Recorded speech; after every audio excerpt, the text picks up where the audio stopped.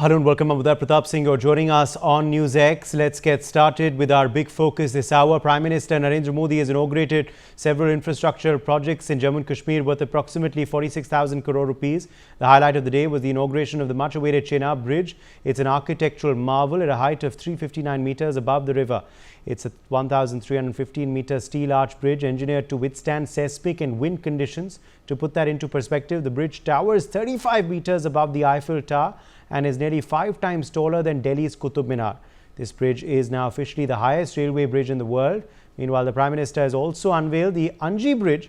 PM Modi flagged off 2 Vande Bharat Express trains between Katra and Srinagar, enhancing rail connectivity to the Kashmir Valley.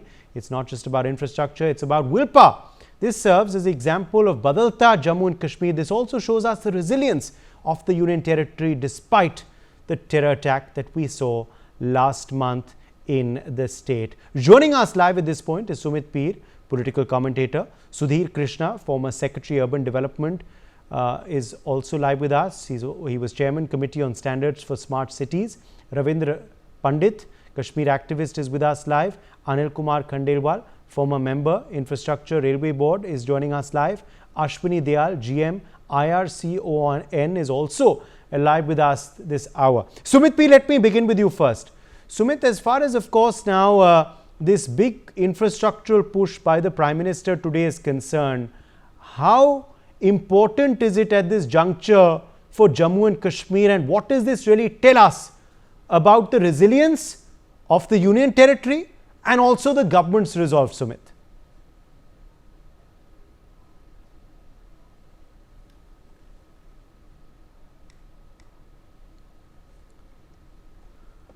Sumit, can you hear me? Okay, I think we are having some connection issues there with Sumit Peer. Let me bring you in here, Ravinder Pandit. As far as, of course, these big pushes today for rail connectivity are concerned, how beneficial will it be for tourism and economic activity in Jammu and Kashmir? See, this project has been, conceived much back, much early, even during the Maharaja's rule. As you know, during Maharaja Pratap Singh rule, we had fixed up certain Britishers, certain surveyors out for this railway line, because we had only one connectivity, that was this, which was called the Cart Road from Srinagar to Muzaffarabad. And this is really a very big achievement connecting Kashmir. And we have shown to the whole world that, yes, we mean development, we mean infrastructural development, we mean border tourism. Right now, where I am sitting, this is the last house right at LOC. I am right now in LOC T12, speaking from there. And you see what is the infrastructure. Earlier, 3 years back, we didn't have any connectivity. I couldn't connect you. So having this rail project, I would rather request the railways minister that this rail should be ultimately extended to Kupwara, because the way government, central government and state government both are giving thrust to the border tourism. And border tourism is one of the sectors in this tourism industry which has really picked up, particularly towards the LOC areas in Kashmir as well as in Jammu. And regards to the bridge, the Chenab, the bridge which is there on the river Chenab, it's really a very big engineering marvel. It's much higher than the Eiffel Tower even. And our Minister MOS, PMO, as he has been saying all through, Dr. Jitendra Singh, credit goes to him also, the way he has pursued all this. It was a bit delayed thing, but ultimately all is that ends well. And it should be extended right from Jammu to Srinagar, because changing over from one platform to the other, from station to station, that will cause inconvenience. But I hope Railways Ministry will give heed to this, and later on, maybe next year, we have a direct connect from Jammu to Srinagar and ultimately to Baramulla, where it ends. And it should be further extended up to Kupwara, the way district administration in Kupwara, where right now this district I am here in, this has a lot of potential in border tourism, and we need to give a lot of thrust to border tourism ultimately, and such infrastructure is needed. Roads are needed. Roads have been well attended to. Lot needs to be done. But this railway project, this was much awaited, much awaited. The way it took 12 hours by road from Jammu to Srinagar, and it's cut to just 3 hours, which is a very big achievement.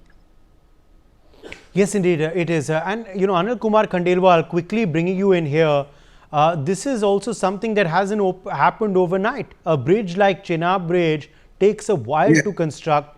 Railway lines as well, which are conducive for Vande Bharat flying, like these two new trains today, also, have to be, of course, souped up. It is not easy laying tracks in the terrain of J&K. You know that very well, Anil Kumar Khandelwal. So this has not happened overnight, but this is something that shows us the seriousness of the current government's focus on infrastructure for J&K, on using development as a tool of upliftment, and also in boosting of rail connectivity. Yes, Namaskar. Definitely, the infrastructure project, especially in hilly terrain like Himalayan, in Jammu and Kashmir, is very, very difficult. It is a engineering marvel what we are, Indian engineers have produced to connect Kashmir to Kanyakumari. Earlier we used to say Kashmir to Kanyakumari, but that was only by road. Now the first time we are able to travel by train from Kashmir to Kanyakumari. As you rightly said, the vision started long back, around more than 130 years back. Maharaja of Kashmir, Pratap Singh Saab, and Maharaja Ranveer Singh Ji in 1892, first time thought for connecting Kashmir Valley with Jammu area. And then things kept on moving, and finally in 1994, that is about 100 years later than first it was thought of, the project was sanctioned. And then it really got momentum in 2002 when it was declared as national project of national importance. That 272 kilometer was sanctioned in stages and then started commissioning, and then final leg was commissioned in 2024. It took long time because the working in Himalayan terrain is not easy. The last leg of 115 kilometer, 11 kilometer has taken lot of time. In that, about 96% are only tunnel and bridges. Even stations and yards are within the tunnel. One tunnel finishes, bridge, and then next tunnel, like that. So it was very, very difficult, and especially T1 tunnel, which is just below the Mata Vaishno Devi temple, took lot of time. Their terrain was very fragile, and that was the last part to complete. As you have already heard about Chenab, this is the marvel highest rail bridge, arch rail bridge in the world. Second highest is in China. Yes, I wanted to ask you that, Anil Kumar Khandelwal, what makes this bridge unique? And how special is it for Indian Railway? When this was thought of how to connect the Kashmir with Jammu, that Chenab came in between, and then it is a very deep gorge where it is not possible to put any foundation in between. So 1300-meter span bridge, we have to thought of various options were thought, and then finally engineers came up with that arch type of design where long span can be put, and especially designed to take care of the particular location to bridge the Chenab. This was designed to wind this pressure of 266 kilometer wind. It will be withstand. First time it was blast load, it was designed. Even if there is some blast, it will withstand. John 5 earthquake. So it is a specially designed bridge for the location to connect Jammu area with the Srinagar. It took lot of time right from foundation stage to the completion. Special cranes were imported. You might have seen the two cranes at both ends. They were imported and established there to launch the spans. Launching of span was very, very difficult in that area. Finally, the engineers of India and Indian Railways in particular have proved that they can create marvels like Chenab Bridge, which was inaugurated today by Honorable Prime Minister. This is a big achievement for all of us. Then there is a longest transportation tunnel also in the same project, 12.77 kilometer. So then Anji Bridge is their first cable-stayed rail bridge of India. So this is a marvelous project. It was a really big work done by Indian engineers, and it has changed the socio-economic condition in that valley area. when the project started and what is today and what was that time. Even 215-kilometer roads were made to reach the work sites, project roads. And those roads are now in between they started using, and then socio-economic development started happening in that area. And the condition changed and people have become more and more educated. Now a lot of people got training in this project and now they are working in different countries for welding and other things. This was a unique project. About 65% employment was given to local people so that it gave help in socio-economic development of that area along with the project development. So, most difficult project in Indian history, and today it has become reality. Some time back we used to think, everybody used to talk whether it will happen or not. Yes. So it is more than 130 years vision of Maharaja Pratap Singh has realized today, and from tomorrow onwards, all of us will be yes, able it's come to light. So, Mitpir, let me draw you in here. What stood out for you in the Prime Minister's address, his powerful speech today, the first time that he visited Jammu and Kashmir after Operation Sindoor, Sumit, and also, this push for development? What does it really tell us about the NDA government's commitment to this Naya J&K? Uday, thank you very much for having me on your show. Look, Prime Minister Modi is a man of actions. He doesn't talk too much, but when he talks, it makes a thing. When Modi talks, world listens. That is the new mantra. And the Modi's new mantra is silence is the tacit support. That is what we have given the message to the whole world. Today, after Operation Sindoor, we have told what we are capable of, and we have told Pakistan very clearly, अगर हमारी बहनों का सिंदूर उजड़ेगा तो बारूद बन के पाकिस्तान पे गिरेगा. गोली आएगी तो गोला चलाएंगे, रोटी खाओ, नहीं तो गोली हमारे पास है. I think we have been very direct, we have been very explicit, we are not mincing words, we are not trying to be politically correct, we are not beating around the bush, we are not hinting, we are talking, we are directly telling them. And there was a time when this place was known for Patharbazi. Now it is known for, now from pelting stones to pelting drones. This was known as terror corridors. Now these are known as the railway corridors. This area had the notorious reputation of hiding terrorists and which could not be found. Now this area is known for the world's tallest and the engineering marvel bridge, where we have beaten China, America, Russia and all countries are put together.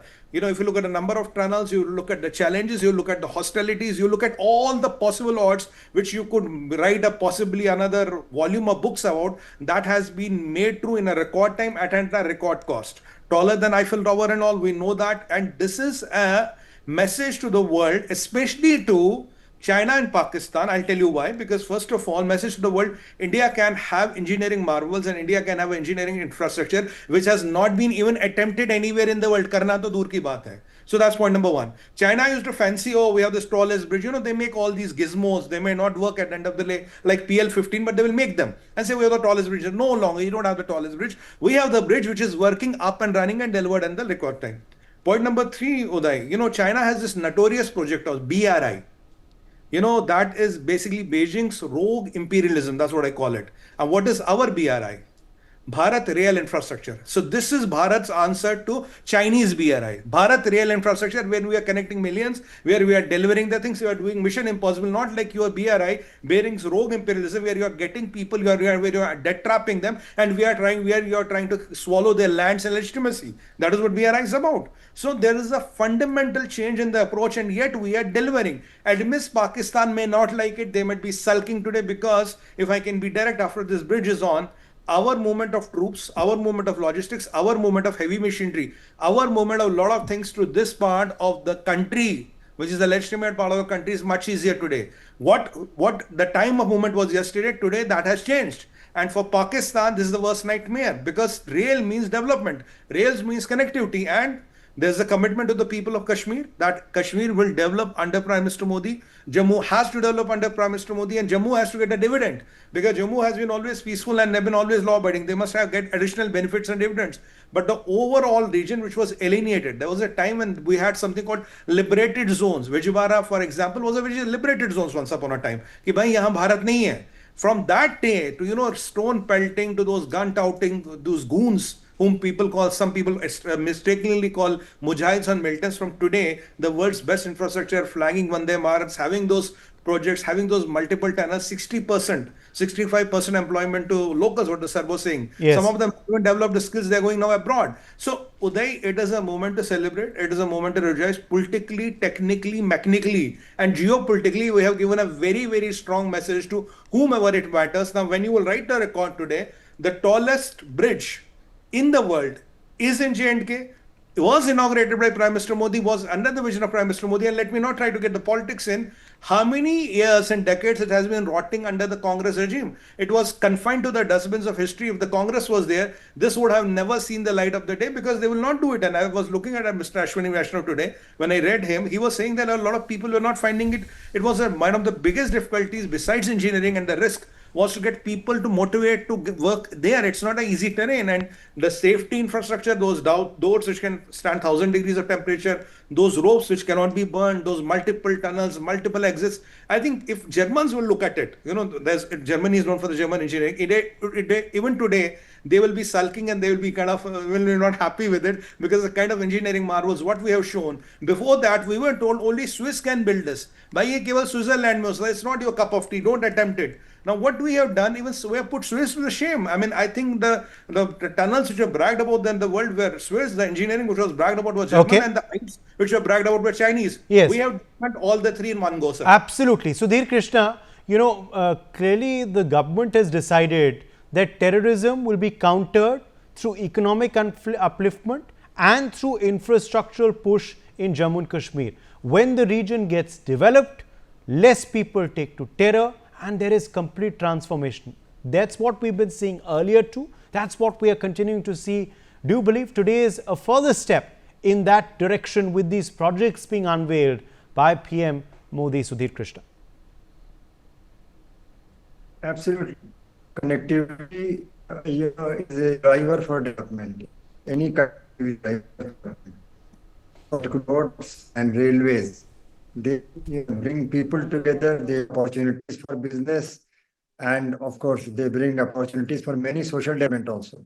For example, educational facilities. Now, people from different parts, remote areas now can access major centers for education and health facilities. So it will be a very big support to the people, remote areas, to use these facilities, the infrastructure of this new railway network, supported by the existing highway road network also. So that is one. The commerce. Mr. Krishna, can you hear me? Okay, I think we've lost his connection there. But quickly drawing you back in here, on this aspect, of course, Anil Kumar Khandelwal, of the rail connectivity as well. These two new Vande Bharat Express trains, do you believe they will give a boost to tourism? Both religious tourism and other tourism in the Union Territory, because there will be more connectivity between Jammu and Kashmir, and also, the Amarnath Yatra will also, the pilgrims who are coming for the Amarnath Yatra will also get a boost.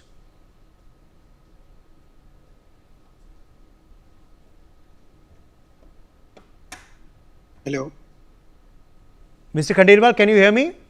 Yeah. I'm trying to ask you about how this will impact tourism, religious tourism and other tourism, sir. Definitely, it will give big boost to the tourism development in that area. Earlier, the general mass people could travel only by road, and where it used to take 10 hours, 12 hours, and sometimes you don't know when it will reach on NH44. Now, they will have a seamless transport arrangement where they can sit in a Vande Bharat and they will reach in 4 hours to Srinagar.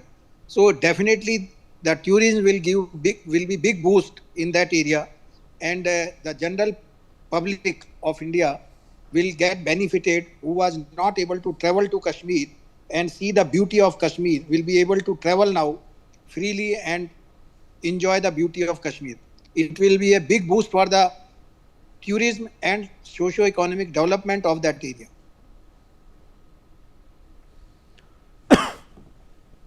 Absolutely. Let me quickly draw you back in here at this point on this, Ravinder. Since you are right there, of course, at the LOC, what we've seen, of course, is that infrastructure, particularly close to the border, has been developed. This has also helped the security forces, Ravinder Pandita, isn't it? We've seen it at the LOC, we've seen it at the IB, we've also seen it at the LAC on the other side of India. Yes, see, there may be some signal issues with me where I am. No, we can hear you. Behind, we can hear you perfectly. We can see you perfectly. These houses, these are POK. I am right at LOC at POK at Sharda Temple. When you speak about this religious tourism, yes, we should talk of religious tourism also. We should talk of heritage tourism also. And of course, you touch the army point of view. It's very important that we keep the roads, the national highways right now. We have the last national highway called CTC. Chokibal to Chamkot 701, and it will be freed because we will have a lot of such things right up to Baramulla, also a lot of convoys and all that. And religious tourism, not only Katra, not only Vaishno Devi. Now we will have a big boost towards the Amarnath Yatra, the airfares which one could not afford, the travel of 12 hours on national highway from Jammu to Srinagar, which used to be very cumbersome. It has become very easy. It was the basic need of the locals. And I think every local here out in Kashmir Valley is appreciating the project. And I hope they use it well, the way they used the earlier train routes from Banihal to Kazigund and then later which was extended to Baramulla. I again repeat, the same line should be extended not only up to Baramulla, it should be further extended up to Kupwara, the last border district, so that border tourism picks up. That should be one of our, demands, and that should be the most favorite thing that present government has to do. And we have to show to Pakistan that if they are boasting of some Chinese national highways and underground, power projects here in Titwal, around Chupke se jo kaam kar rahe hain, we are very open, as Sumit Peer ji here expressed. We are very open. We talk less, we show more development.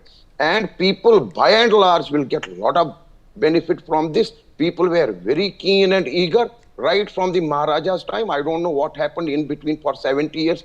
Why didn't it pick up? Because there were some technical issues also. The geotechnical survey, one of my close friends and a senior from my engineering college, I think he was the geotechnical consultant, and there are a lot of issues. Multi-tunnels and multi-bridges, such big suspension bridge. Definitely we have the expertise now. We are proud of our engineers. We are proud of our government today. And we thank on behalf of all Valley people here, from all Kashmiri people here right now. I thank Prime Minister Narendra Modi for this project, which has been thrown open to public. And I hope it will serve a lot to Kashmiris. And I don't want to go into the politics of it like terrorism and this and that. Definitely these things do help. Once you are for the people and by the people, and for the people, we have given them the best thing, what they expected in the last 75 years. And we should try to see that some things happen more. Certain tunnels are constructed, so roads are connected better. And in this way, yes, we can see, if I am a Delhiite, I can travel from Delhi within 10 hours or 8 hours, I reach Jammu, or Katra, I change over to Srinagar, I reach another 3 hours. Yes. What other facility I look at? It's the best travel rather than the air travel, and a very safe travel also that way. True. So people have also come out, to not only to appreciate, use it properly. I request people of the valley not to bring this rail line back again to the sort of dustbin situation and crash situation. They should use it properly. Absolutely. And of course, our army will also get a lot of help, because Sudhir Krishna, let me draw you back in here. I believe you are back with us. We had lost you and your connection. You were telling us about the infrastructure push.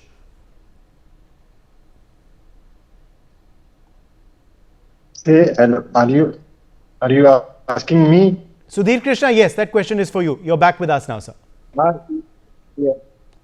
Sorry for the connection issue, but can you repeat the question, please?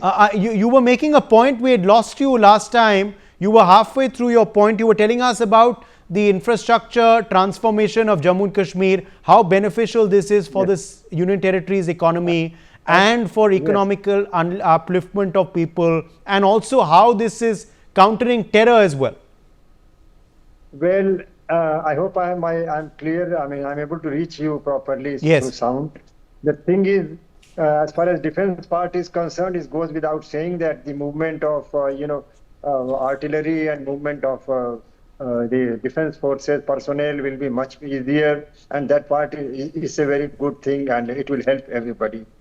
And on the infrastructure, impact of infrastructure on development of the region, I made some point before, and I would like to continue that by saying that, see, as far as development is concerned, transport connectivity is no doubt driver of development, but it needs something more.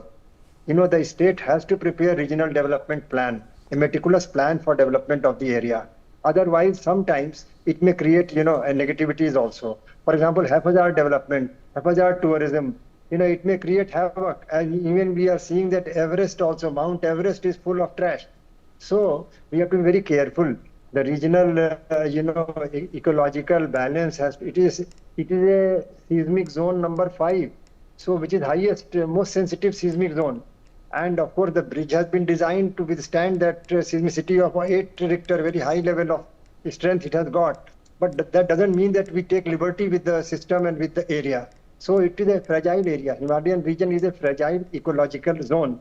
And therefore, we have to protect and nurture and, be sensitive to the, fragility of the ecological fragility of the area. We have to, the people now, more people will visit now. And it should also be noticed that the regional tourism is not merely for the end point. Right. Throughout the area, one has to enjoy. So people should also cooperate with the local administration in keeping the area neat and clean, not loading it too much with the human beings, there. So ecological fragility, the social sensitivity, the cultural sensitivity, everything must be nurtured, Then we'll enjoy sustainably. Okay. It should not happen that we want to expect too much from a region and to overload it with tourism and so on. So careful regional planning will make it a valley of flowers, if I can put it that way. It will become a valley of flowers. We should not make it a valley of trash so that is my only suggestion. It's a wonderful opportunity now. It will open up the area for a lot of developmental activities, trade, commerce, and tourism, and you name it. Everything will be more possible than before. But we have to be careful. Sumit Peer, something from the area, we should. Sumit Peer, quickly drawing you in here now. The point that Ravindra Pandita was making just a short while back, just elaborating on that now with you, Sumit. He said this development used to happen at the Maharaja's time, but it didn't in the middle. Why didn't it in the middle, Sumit? This could have been done much earlier. Why now does Jammu and Kashmir get this Naya J&K? Why does it have to be now that the abrogation happens, that the revocation of these sections happen, that this infrastructural push happens, that this transformation happens? Sumit. Well, if I can answer in a page or in a paragraph or in a sentence or one word, I can do it as Modi. That makes all the difference. That's the one word which makes all the difference. That is where it starts from. Look, Congress kept this project 20 years in the cold storage. You know why it was that? It was the same old doctrine. Why should we build roads to the LOC? Bhai, China aa jayega. So building no roads is the only defense from China. Let's not have missiles. Let's not have S-400. Let's not have Akash Tir. Let's not buy Rafales. We will not build roads. China nahi aayega. Let's not build this road. So terrorism will prosper. They had the concept of this. We all know about that infamous alleged Jayanti tax. We all know that green tax. We all know the money which had to be given even to build a road in a highly sensitive border post. You have to take a green tribunal's approval. So you were very concerned how will the mangroves and monkeys be, how their habitats will be disturbed. But you are not concerned about your and my life because we are the mango people of the banana republic, as per somebody, very senior leader of Congress. So when that is the mentality, so these things could never see the light of the day. Why only this, Uday? 370? Triple talaq, you talk of roads which have been built in J&K, you talk of the money which has gone into J&K, you talk of this bridge, you talk of Vande Bharat, you talk of how much tough tunnels we are building around from Manali to reach to Ladakh, all weather road load to Ladakh, so much of development because there was a time if you could cut one J&K road, literally you could cut off the valley. Those days are gone. Now we have a mesh of roads, we have a mesh of infrastructure which is carefully crafted. Now we are even talking of building a road to the Pakka road to Sri Amarnath Ji. So, and Uday, Kashmir is very important for Hindu ethos and culture, because if you talk of Shivism, if you talk of Kashmiri Shivism, if you talk of Bhairavism, or for the Bhairava Padati, Vidya Padati, Kashmir is the epicenter of that. So that is the cultural heritage which the whole 1.2 billion people of India want to explore. If you have two places of Shivism, one is Tamil Nadu and second is Kashmir. So now the people will want to come there because of not having those roads, not having the infrastructure, because you had a landslide and your Jammu and Kashmir road was shut down for 15 days. Those days are gone, and that helped a certain narrative, that helped a certain politicians which were in the valley. That alienation, that strategic alienation helped them. Now with all these infrastructure coming up, Right. that is what PG changed, because he wanted to change the political discourse and the mindset of the people, which has now happened. All right, let's leave it at that. We've run out of time. My thanks to all of our guests for joining us on this discussion, slipping into a short break.